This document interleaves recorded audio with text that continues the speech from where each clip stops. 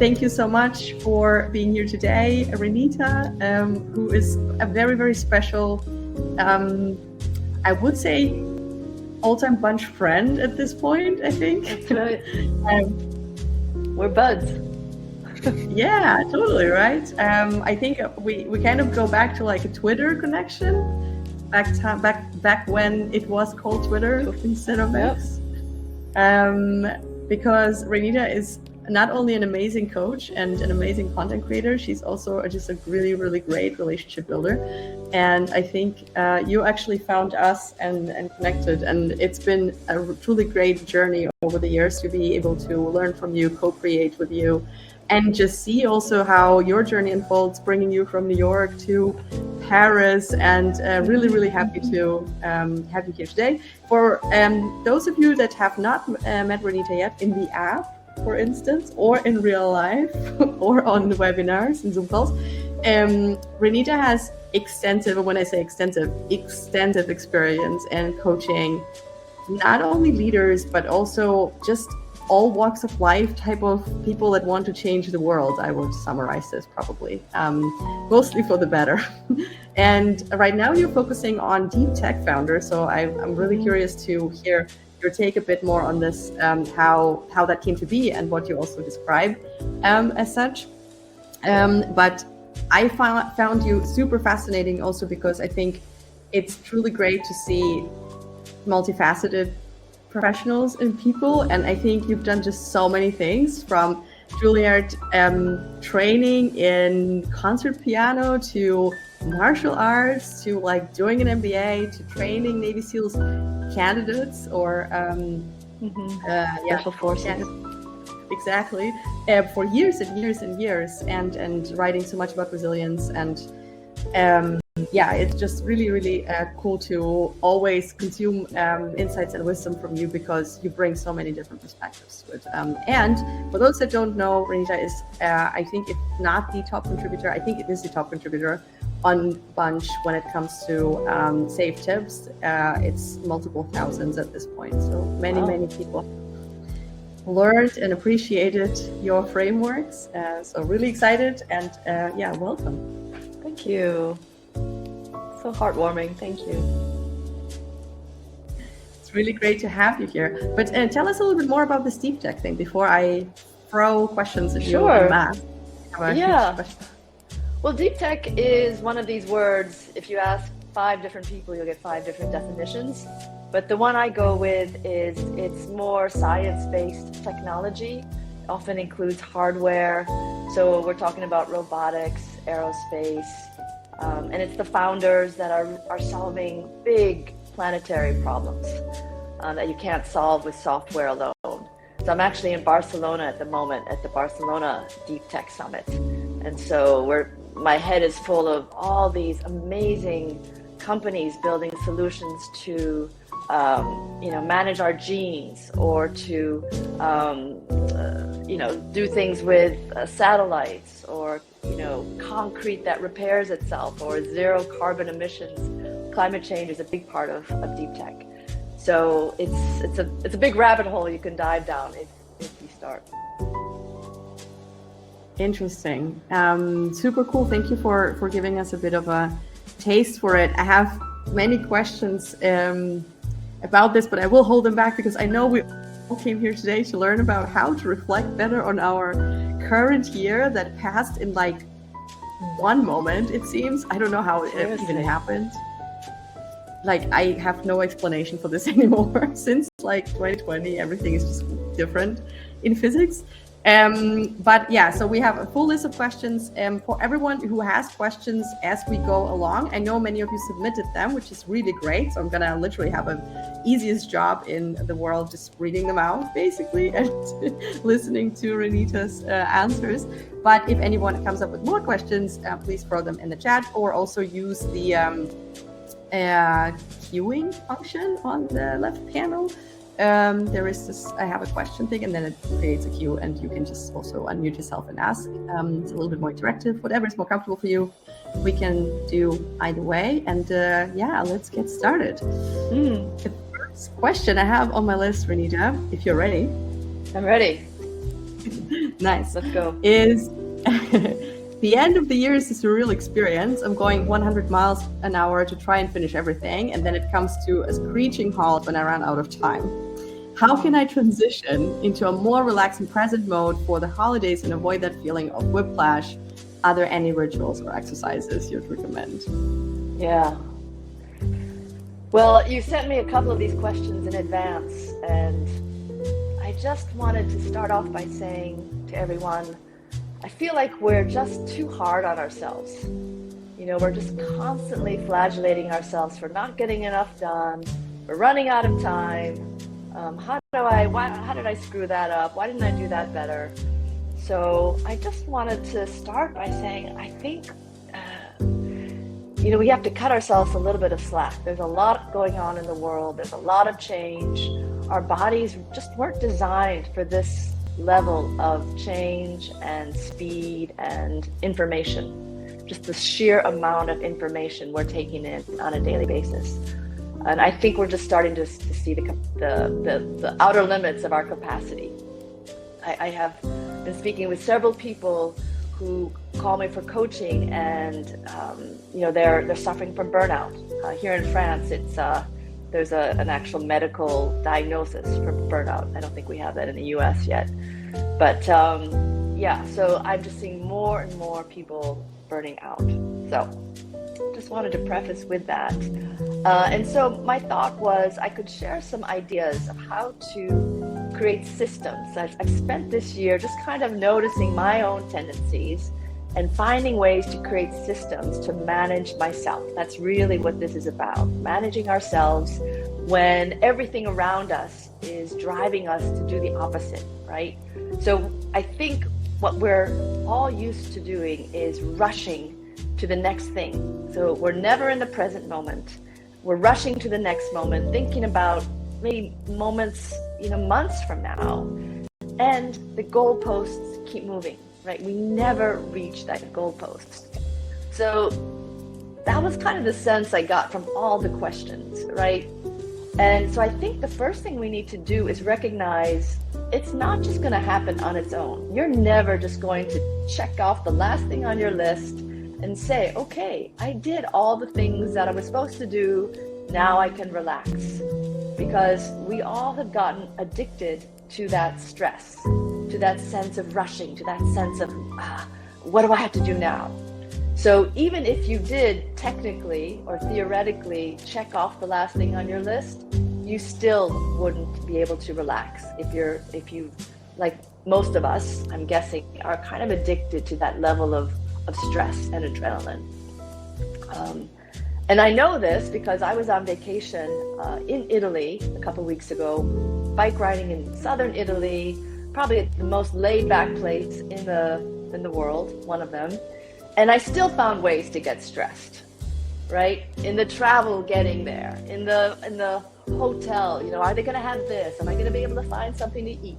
So it was like, I was just kind of like always in this sort of baseline level of stress I saw. So I hope I wonder, maybe you could put that in the chat if this is kind of resonating with you, because I think it's really important to understand that this is not something that you can just do at a rational, intellectual level. This is something you're going to have to really start to manage yourself and rewire some of the ways you behave. So if I'm hearing you correctly, then what you're saying is basically the first step is to kind of question this plan of, can I really finish it all? Because the idea is that when you finish it all, you have this boost of dopamine, you finished all the tasks, you now are allowed to rest, you can go be calm and quiet and eat cookies and whatever people do. But in reality, it's not even possible to shut off so quickly, because there is a kind of a wired, sorry, I have a cat who decided to interact now. So we're wired to kind of still be trapped in this loop of doing a thing, getting the adrenaline rush, then finishing the thing, getting the dopamine rush, and we can't get off that train so quickly.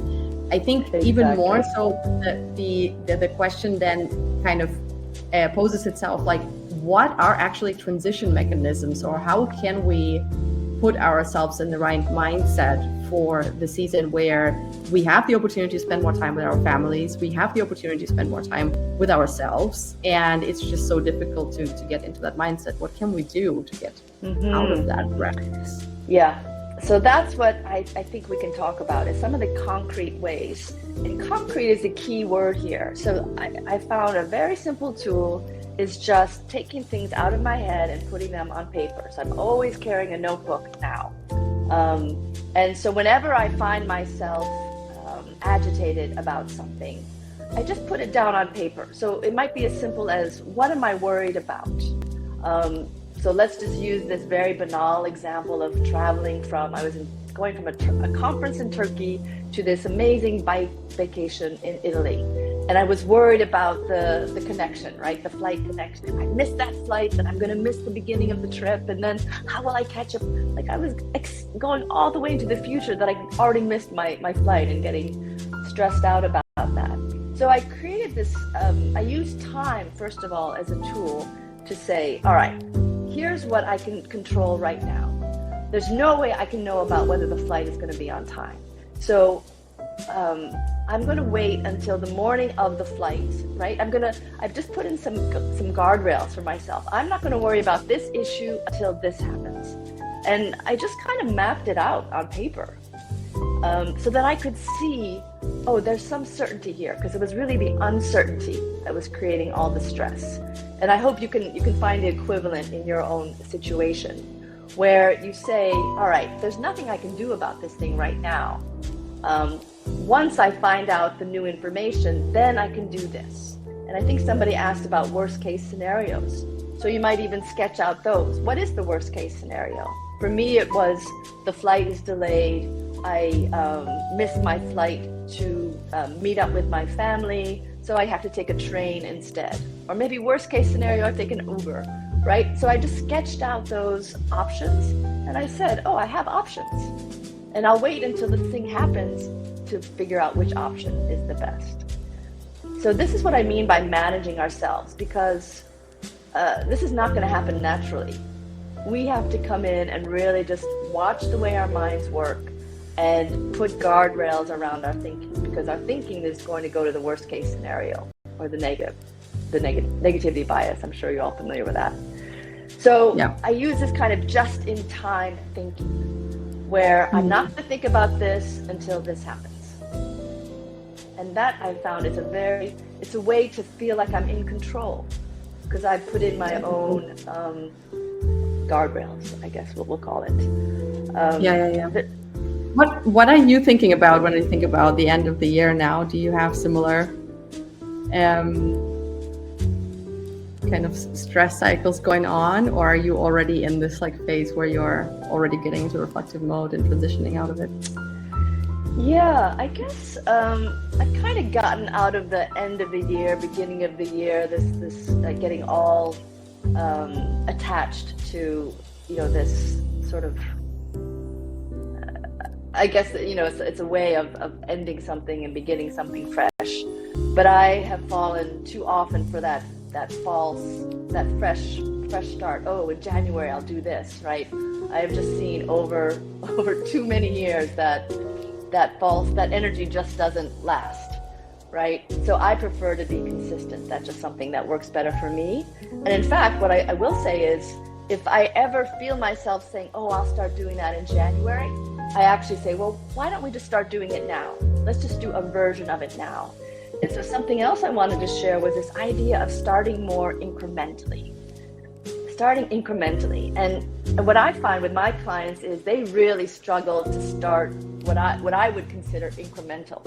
Most people are very all or nothing, very dramatic in their goals.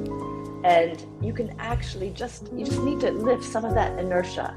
And so, I don't know, let's say I wanted to, I'd love to see some of your real life goals in the chat, but finding that first initial step that's just ridiculously small, so that you could say, oh, I'll do it now.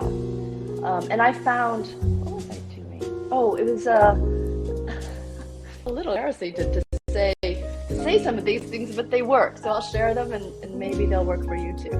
So let's say here's a real life example. So I'll be on Instagram, scrolling. I'm like, okay, I gotta stop. So I want to read my book in French, right? So I literally just pick up the book and I open it up.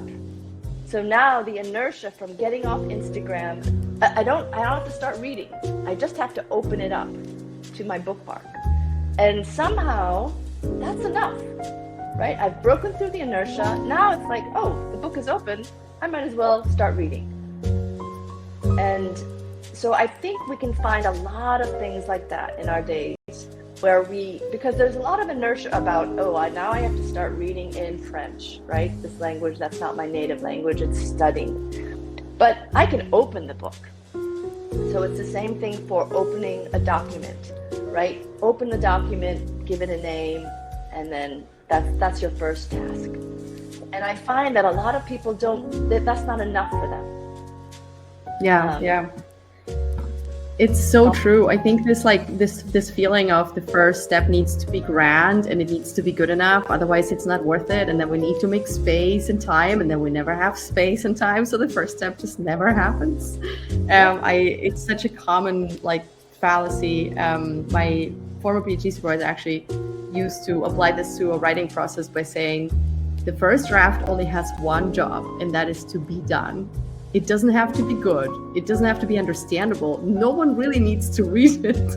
It just has to get done. That's the only job it has. And then everything else you can do from there. But super good reminders.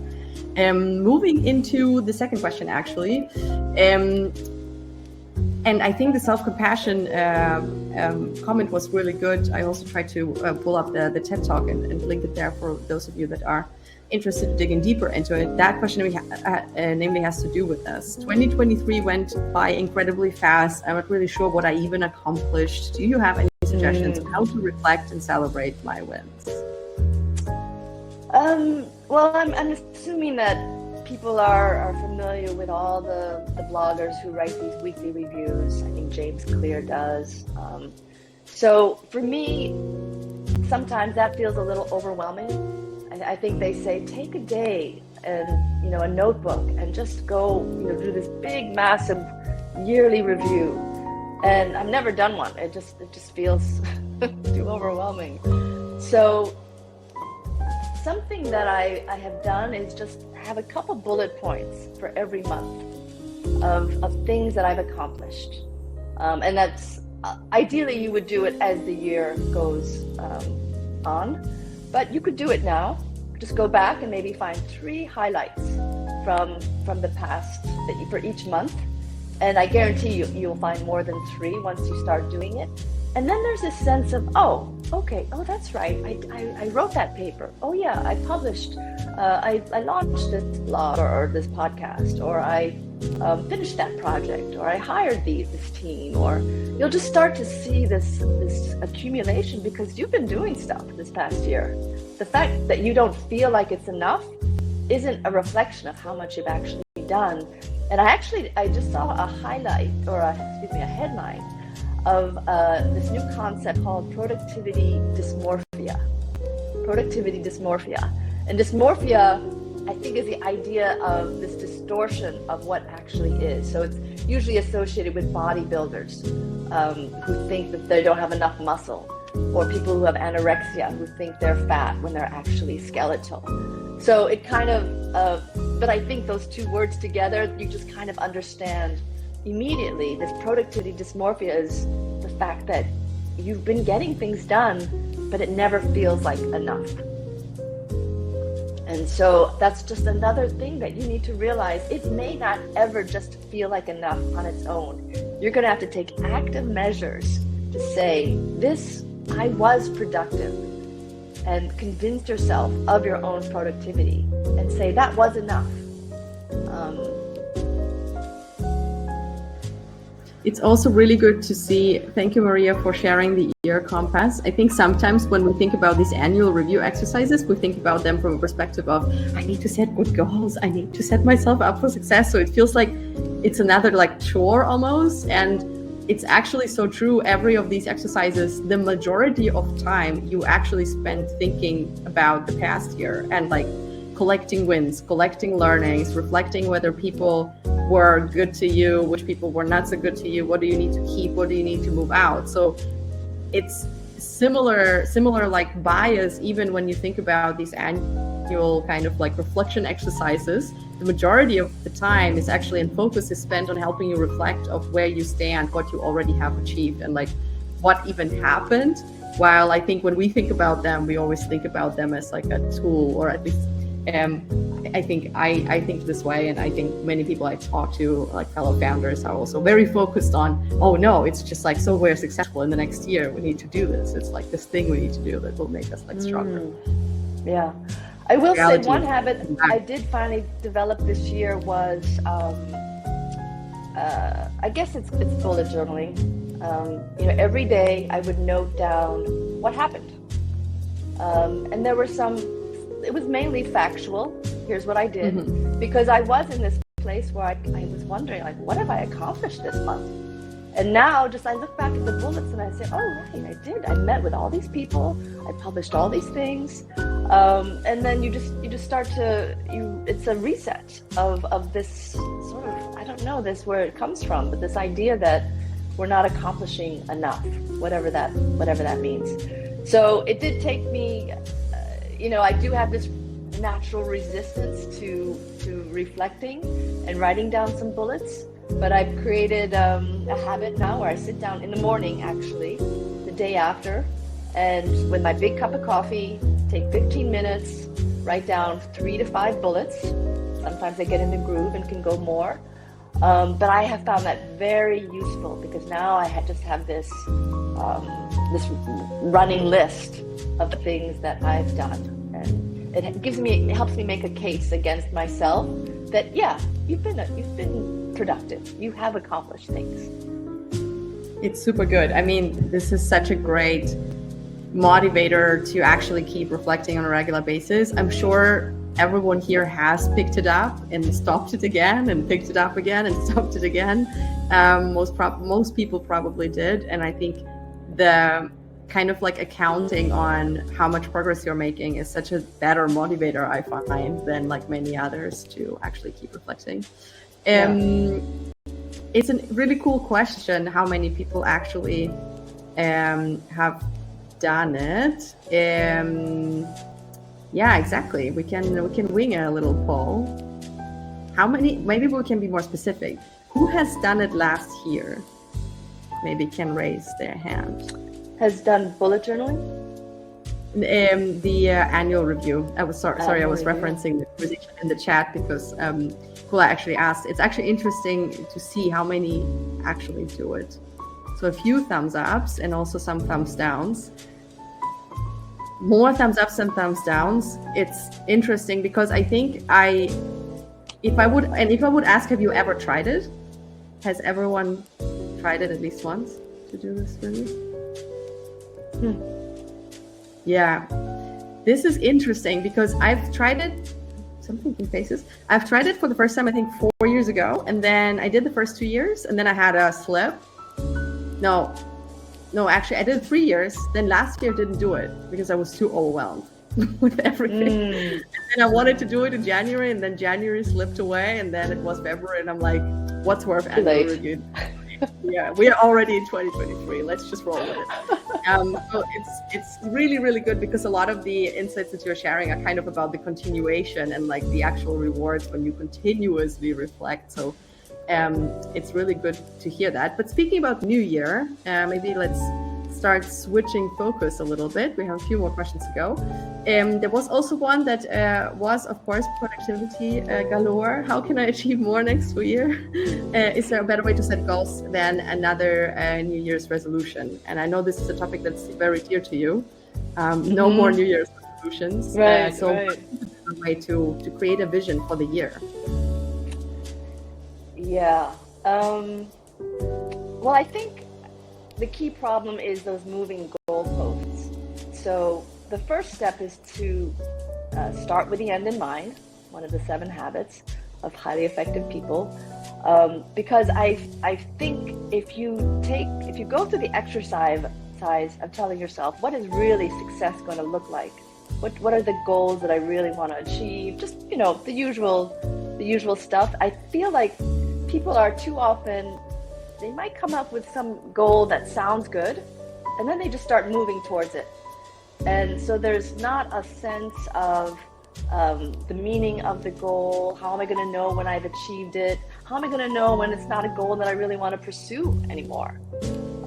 We're just kind of blindly going after goals. We don't really set ourselves up for success to reach those goals. And I really don't set goals anymore. I really ascribe to what James Clear talks about, is just creating these habits. So every month I will, sometimes every week, I'll say, what are some new habits that I want to develop? And that kind of gets me excited. And if you put the habits in place, the goals are going to happen, right? If I read French every day, I'm going to get better at French, for example. Or if I walk 500 more steps every day, I'm going to be moving more, or stretching, or whatever it is. So I think for me, no more SMART goals, no more like trying to translate it into like, better in French means I can uphold an hour fluid conversation in a bar, or like no more trying to actually really kind of flesh out what it means and rather keep it vague, you think? That's what's working for me. I think people are different. So you really need to know yourself and be honest with yourself. So are you doing these things because that's what all the bloggers say? Or are you doing it because that's what really resonates with you? So I will have SMART goals. I wanted to launch a podcast.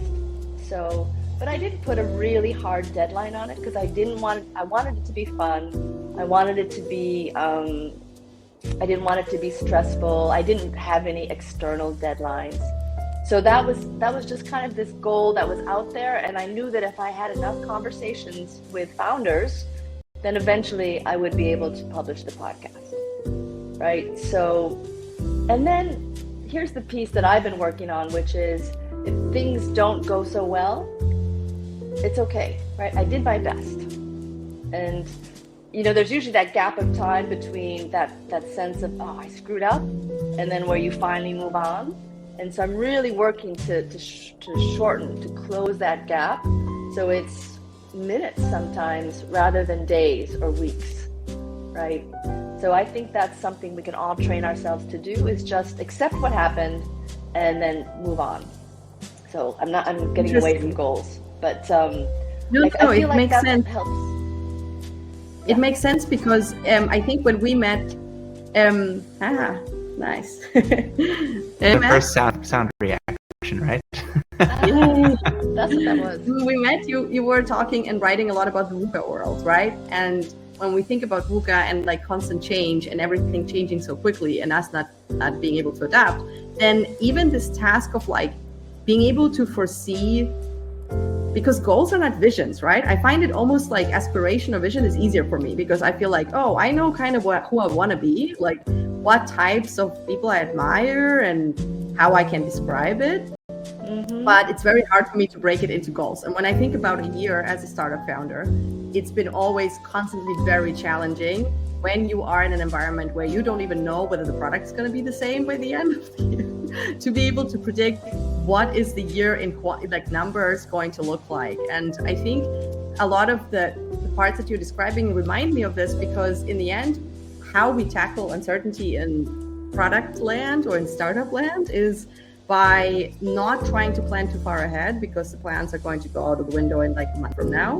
Right. And at the same time, have a good review formats, basically. Like not forget to check in every day, every week, every 2 weeks, every month, depending on where you are in your cycle, what is meaningful in terms of when do you have enough learnings to be able to say this is the right direction for you, basically. And then, as you said, sometimes it can take you minutes or an hour to figure out, is this the right direction for me? Because you did the research and then you found out, oh no, I thought I want to learn this language, but in reality, maybe that's not like the right goal here. So applying more of these like ambiguity reducing techniques that we know from other areas is actually super, super smart, and I didn't think of that. So I'll add to that. The way I set goals, if I want to think about it that way, is who will I have to become, or what will I learn along the way if I'm moving towards this goal. So for example, I wanted to speak at more deep tech conferences. And so why? Because I wanted to learn about deep tech. I wanted to get better at moderating panels and giving keynotes. So I knew that if that was just sort of this basic goal that I put out there, and I was always talking about deep tech, I'm always connecting with deep tech founders or people who run conferences, then that I was going to be moving towards that goal. And I was going to become the kind of person that I wanted to be. It wasn't so much that I wanted to check off, I went to the Deep Tech Summit in Barcelona. It was more, who would I have to be in preparing for that event? Yeah, and I was just still reading through a few of the comments that are really, really interesting. Thank you so much, everyone, for being so engaged in the chat as well. I wanted to pick up the comment from Stas, actually, that asked a very good question around why do I put so much pressure on myself, actually. And I know we covered it in the beginning a little bit, but in case you have any more thoughts on where you think it comes from, we didn't really talk about that. Yeah. Why do we put so much pressure on ourselves? So one thing I found that, just as I was preparing for these trips or a podcast or moderating a panel, I just felt like this kind of clenched stance in myself. And I was like, why am I so, this is something I wanted. So once I recognized that, I was like, how can I do this in a more relaxed way? I think it's just kind of noticing, why you're putting pressure on yourself. Is there a way I can feel more relaxed about this? Is there a way that I can enjoy this a little more? Can I gamify it? Can I have a little fun? Just at least introduce the possibility of that. And usually the answer is yes, right? It's just the awareness that I think that's our natural state, is to be in this state of fight or flight, right? Just clenched for potential danger. So Stas, I think if you can just kind of say, is there a way that I could handle this a little more lightly and see what comes up? I'm sure something will come up, and then you can try it and say, you could even say things like, how about for the next hour, I feel a little less pressure, and then I can go back to feeling all the pressure if I really want to. So that's another way to be incremental. Something else, a tool that I really use, because I notice myself racing into the future, my mind feeling stressed, is this idea of segmenting. So segmenting is really just focusing on the next segment. You get to decide how long that segment is, but it might just be the next meeting. Right? I'm going to focus on what I need to do to prepare and be focused and present in the next meeting. Or this goes for the person who wants to relax during the holidays, right? You have to spend 30 minutes looking at emails, and then you say, and now for the next segment, for the next hour and a half, I'm going to enjoy being with my family. And I think somehow that relaxes the mind, because the mind wants to really be, what about that project? What about that report? What about that presentation? And you say, well, no, just for the next segment, we're going to be focused on family and eggnog, right? And then we can go back to the next segment, which is the report. And this is, I find, a very powerful way to manage yourself, calm down your mind, which really feels like it needs to be worried about stuff. And it can really calm things down if you train yourself. Super, super good. And thank you so much for giving so much actionable and practical advice. It makes perfect sense why your tips are top performing on the app. It's really, really valuable. I took away so many things already, and I need to try and do more. But just trying to make sure that we get through all the questions. I have I think 4 more that we got submitted. So I want to make sure that we definitely get through those. follow up on the slipping. So we talked about the year and how we can make sure that we don't fall into this like resolution trap. And a question related to that, well, how does pod when you're slipping throughout the year and gain back your motivation to growth and improvement? So basically when you start kind of disengaging with a habit, how to get back on track, I guess. So what I do is I notice when I'm starting to slip, when I'm starting to maybe fall into a quote unquote, unwanted habit or a bad habit. And then I create a rule for myself. So I'm very big on rules of engagement that I create for myself. I don't like it when other people tell me what to do, but I like to create rules for myself. So one might be, in the morning, I really try to output, to create before I consume. So that's one of my rules. And sometimes I might see myself slipping, just let me check on Instagram real quick because I want to see what the CrossFit schedule is for this week. And then next thing you know, 15 minutes later, I'm looking at, some fitness video.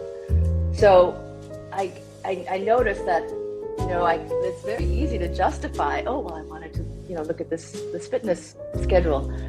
But I put these rules into place. So it's like, no, the rule exists. Create first, then consume. And so that gives me a way to put guardrails basically around my behavior. And so just to go back to the question, you really just start to notice the behavior and say, what's a rule that I can create around this? And again, it's coming from yourself. So it gives you a sense of control, gives you certainty, and you test it, right? It doesn't have to be a rule forever, but you say, let's test out a rule and see how it works. So I'm combining the idea of creating a rule for yourself and doing it incrementally, just testing. And a very interesting related question, actually, because when you were speaking right now, I was going into this point about, I know this so well with the morning routine, and I still haven't figured out the best one for myself. I'm like testing different ones. And sometimes it's more creation and sometimes it's more consumption. And one question I was asking myself as you were speaking was kind of like, but what if it feels good to like read the news in the morning? What if what if that's my thing? And we had actually a question that was very similar, which is how to best balance goal achievement with presence, even though that's the presence part is a bit different, but like how to balance these kind of ambitions that we have around like healthy habits, like becoming who we want to be, with just also listening to yourself and being present with others and not trying to control every moment. Yeah, that is a question. That is, I think for me, it's a constant balancing act. I think we have this sense of, I just need to look for the formula. Once I find the formula, 2 hours of this, 1 hour of that, then I'll be done. And it doesn't work that way. I think I find these rules very helpful for me because they do create these sort of guardrails. And then maybe there are some exceptions to the rules. Sometimes I'll go meet someone for a coffee in the morning, right? Instead of being on my own and creating. So because actually another one of my rules is to prioritize connection with people. So I have these rules, and I work around the how to weight them, which ones take priority. So at least I'm working with something, right? I'm not just kind of flying blind, being impulsive, and then feeling bad after the fact. So maybe the answer to that question is bring intention. Whatever you do, whether it's just sitting doing nothing, whether it's sitting reading the newspaper, start with the intention. And then I think you will feel much better than as if you just picked up the paper and started reading because, I just want to read, it feels good. And then afterwards you feel bad because you feel like you should have been creating instead, right? So now it's a double whammy. You didn't really enjoy reading the paper, and now you didn't create either. And you feel guilty. Yeah. You feel guilty. So true. avoid the double whammy with just, all right. There's a phrase that I like, which is, now I am going to fill in the blank. And just that bit of intention can really help you enjoy something more, to feel like you're in control, that this is something that you've made a decision about rather than sort of your egoic impulse has led you to do. I wanted to pick up a quick one that Tito actually just shared in the chat right now. How to cope with the moment I know I do enough, but I still feel like it's trending down. Oh. Trending down meaning not doing enough but not enough. I guess not feeling like accomplished about it, even though like in objective sense or in some like comparable sense you maybe Dieter, if you want to explain. Yeah. I'll start. My first thought was, do you know what enough is? Or is that just the moving target, right? So actually, if you could make a list of what enough looks like, and sometimes you'll see how ridiculous it is. Like you want to write a New York Times bestseller, run a marathon, speak give a TED talk, all before next month. And you start to realize how unrealistic your expectations are for yourself. So you're feeling bad that you're not reaching these unrealistic expectations. So I think writing it down, what does enough look like? And if you're really honest with yourself, I think that will help you say, all right, once I've accomplished this, that is enough. And you have to stick to that. You can't do it and then say, well, actually, I should have done this, and this. Interesting. There was a follow-up on this, like when it's actually performance is evaluated externally, and you are actually quite happy with how far you came, but your external system is telling you it's not good enough. Mm-hmm. What to do in this case? Well, I mean, I personally feel like companies have unrealistic expectations often. I just read something about Goldman Sachs. They had a 15-minute response time for emails. It didn't matter what time. I don't know if that's still in place. I'm hoping that's an old fact. But I feel like I don't know how to answer that. I would have to know exactly what it was to know how to work with it. Sometimes you just have to decide that is not something I'm willing to do. I'm not willing to sacrifice my health or my well-being for that demand. Sometimes there's ways to communicate, to say I can do this, but I can't do that. I don't know if we can get more context around that. I think it makes sense. I also, when I read it first, my first thought also was, it's maybe potentially a good kind of question around, like, do I subscribe to these standards? What do they mean for me? Do I want to continue to subscribe to them? Yeah. We have 2 more questions. We're doing super well. You're doing super well. Thank you so much for getting through so much. I feel like we're covering lots of ground. The 3 last one is how to keep away from work during holidays without panicking about the worst case scenario in the new year. I feel you already have given us some advice around like writing it down on paper, actually thinking through the worst case. Is there anything else that comes to mind for you when you hear that question? Well, maybe be a little kinder to yourself. That's more of a conversation, I think. Let me see if I can come up with something a little more nuanced. I think it's natural to think about the worst case scenarios. So you don't want to beat yourself up either for what's the matter with you? Why are you always going to the worst case scenario? I really feel like kindness. Kindness is the antidote, because it doesn't mean that you don't do your best. It doesn't mean that you don't produce quality work. It actually helps you come up with better solutions. So maybe it means that you do spend some time really detailing out the worst case scenario. All right, so here's a strategy I would put in place. First, I would really do a brain dump to understand what is the worst case scenario, what are my fears, what am I afraid is going to happen, just kind of map it all out. And then use time as a tool. So I think we can often use time as a threat. So instead, I suggest using time as a tool, saying you can use it either for the next 3 days or even maybe for the next 3 hours, right? While I'm with my family, I'm not going to think about this scenario.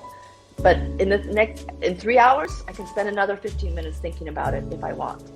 So really using time to kind of manage when you think about things, so that you're not just saying, don't think about it, right? You're with family, enjoy it. That's not realistic.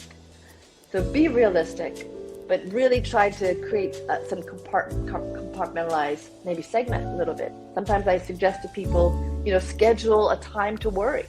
3:15 every afternoon is the time you can sit down and worry. And it's kind of funny, you notice, like you sit down at 3:15 and your mind is like, it gets very quiet all of a sudden. You're like, well, I'm waiting. Where are all these anxious thoughts you were so, eager to share with me before when I was trying to enjoy dinner. So these are the tools that I work with. Sometimes they work, sometimes they don't. But I think it is nice just to have a whole toolbox of things that you can try and recognize that you do have some agency to manage what feels so unmanageable sometimes. You are in the driver's seat, yeah. You are in the driver's seat, yeah. Thank you so much. I think the time totally ran away from me. Apologies. I just noticed it's actually at the hour. We got through almost all of them. Thank you for giving so much, not only in terms of insights, but actionable advice, as always, I think is the number one thing. Tools is what's most helpful. And I feel we've discovered so many of them. Yeah. And the Bunch community always asks the best questions. They have the best comments. So I love it. Oh, true. Thank you so much, everyone, for asking amazing questions beforehand and also during the session. I think there is a mini top takeaways poll that we probably can squeeze in less than 5 minutes, maybe like 1 minute. Yeah, we're going to have to go ultra fast on that one. But maybe we can quickly try it anyway. It's just a poll about an aha moment that you had from the session. The idea is people can collect answers here, and it'll actually summarize some of the top takeaways anonymously. I would really like to. Nice little cherry on top of the session if folks have another minute to write down a top takeaway. Maybe I'll put the piano music back on. Here we go.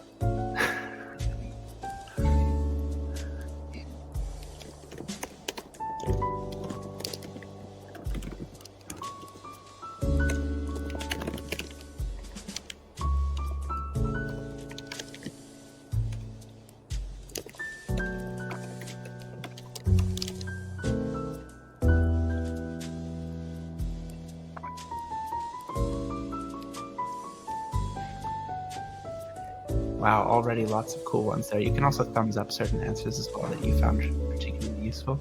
Oh, are they in the chat? They'll actually show up. Oh, you know what, Renita? I'm not sure. Maybe you have to answer the question first before they appear. It's actually not in the chat. It's a separate kind of tool. Yeah. But it should have just popped up on your screen. But we'll definitely that's very cool. Try and save it for you as well. Yeah, we got you have control, big takeaway, guardrails, be in the driver's seat, try and be kinder and gentler with yourself, even for just an hour. That's got a couple thumbs ups. The bullet journal for just an hour. Yeah, which I would turn into a magic quadrant of plus and minuses for both feelings and facts, which is fantastic. That's a really neat idea. I've got a +1 as well. Have to find a system to notify and reflect. Instead of all or nothing goals, start incremental. We're all addicted to stress. Top answer, write down 3 wins from each month to reflect on what you accomplished this year. Okay. I understood intentionality in a whole different way. It's actually helping me feel good about things I do rather than worry or feel guilty. Worst case scenario reminds me of Jeff Bezos' hint I recently read in the Bunch app. Yep. Hey, little Bunch plug in there too. Great. Yeah. What are reversible and irreversible types of outcomes on a decision? Maybe time to stop setting goals and focus on habits and being kind to yourself. and potentially even scheduling time to worry. So that's the top takeaways. Thank you so much for everyone. I really hope that Butter's going to save this for us because we'll definitely want to use this information. I think it does. Yes, amazing. Super cool. Yeah. So I know we're going to have to get into the peer coaching for those who are sticking around for that. Really exciting always. But I guess we should give Renita a great little send off here. Thank you so much, Renita, for Thank you, for guys. doing this. So much fun.